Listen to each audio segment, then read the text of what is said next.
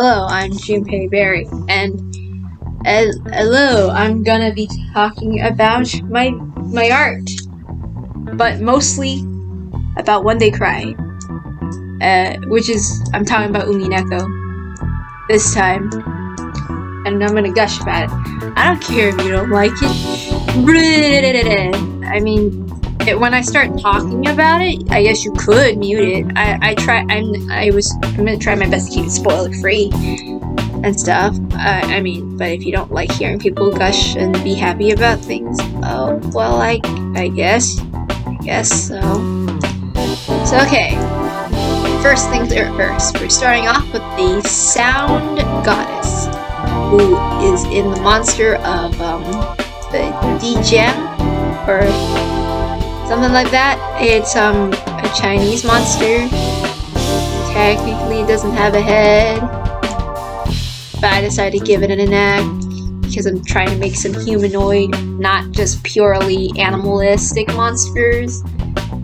And after I finish that drawing, the second drawing afterward is a goat with a mermaid tail, and that is a Capricorn because it's a star monster, the star goddess's monster form, which I will be it'll be focusing on monsters. I mean, no, it'll be focusing on her being the Capricorn constellation.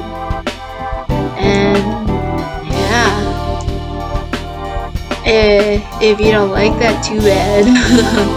And after that video, the last one is me interpreting a phoenix, kind of. I'm trying to, but I think I might change up the design a lot later on. So yeah. And this is the sun goddess form. And yeah, you're just gonna have to deal with that. Yeah, I'm sketching a bunch of monsters, but now I'm gonna talk about Umineko.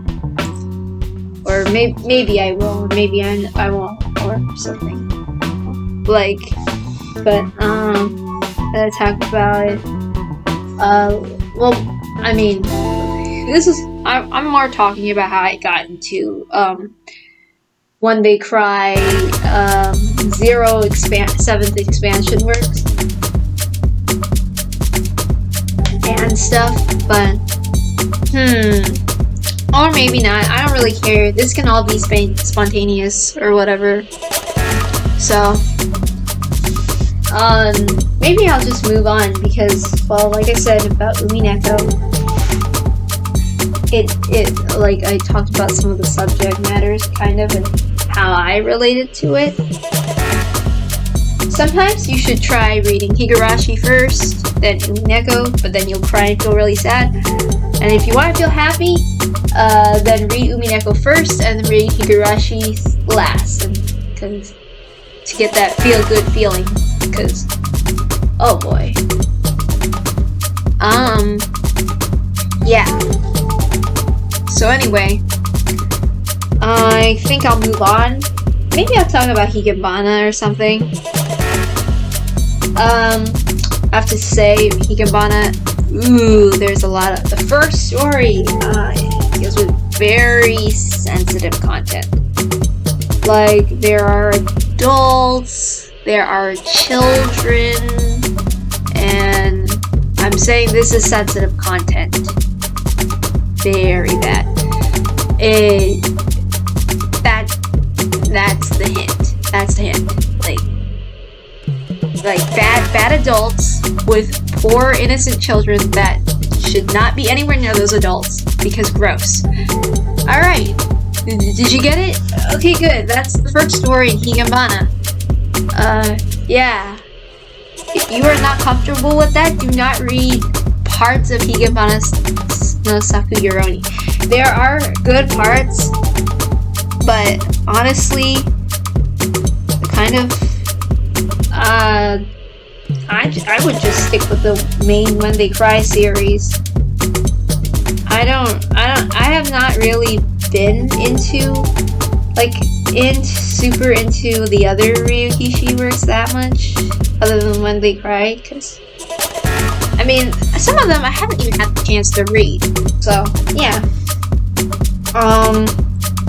I mean, I like the part where he talks about the subject of ending. I mean, that feeling where people, like, they suffer from an illness and then they eventually, bad thing happens. Yeah. I mean, you should know. It should be obvious, okay? And, like, there's a subject on that where the person, she kind of struggles against. It's all anthological or whatever, you know, anthologies. So it's multiple stories. So you could treat Higurashi like that, and it's basically dealing with mysteries in the school. And one of them deals with if you play a game with one of those yokai monsters or the Seven Wonders and survive, and it deals with that, like this one girl has to survive against this one guy by just simply running away and in a space where it's only those two that exist and stuff. I thought that was a really nice message. Or just like one story where these two girls are best friends and one of them passed away and all that stuff, and things with best friend plotline, they really get me because I had a best friend and I'm not close to them anymore. I mean, things happen, but yeah. And I think a really good, I don't know about the bullying one. The bullying ones are, I don't think the ending was good, but certainly, like, you could kind of see how bad bullying can get. And I think I was bullied and stuff. Well, I certainly don't get along with people growing up. I certainly felt alienated. So that's Higurashi. But like I said before, very sensitive content. If you thought Higurashi and Umineko were dark, no, Higurashi is much more dark. And probably not as sensitive with those topics, because it's kind of problematic. And to me, I don't really think Higurashi and Umineko are actually that dark. Some people think it's dark and edgy, and it's like, no, I don't really think so. Not really. Because, I mean, to me, for me, it's something that I could actually, I think, like, Umineko, I feel it's more bittersweet, but Higurashi, it ends on a happy note, you know? And like, so anyway, I tried reading Rose Gun Days, but I couldn't really relate well to it, because they kept talking about, like, Japan and stuff, and I was just like, I mean, it's a world where China and the US occupied Japan and stuff, and they want Japan to rise higher in a way. I don't think it's like I don't think it's supposed to be nationalistic. I don't think that's the point of Rose Gun Days, but I just couldn't relate. I just couldn't be like, I don't know, I couldn't get into it.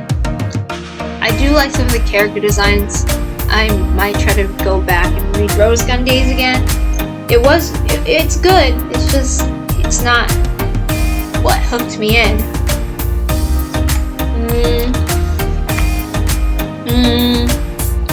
So, I want to try reading Tree Anthology. I missed that. I've read some of the Higurashi stuff. Oh, let's go back to Higurashi for a bit. I I've watched Psycho Koroshi.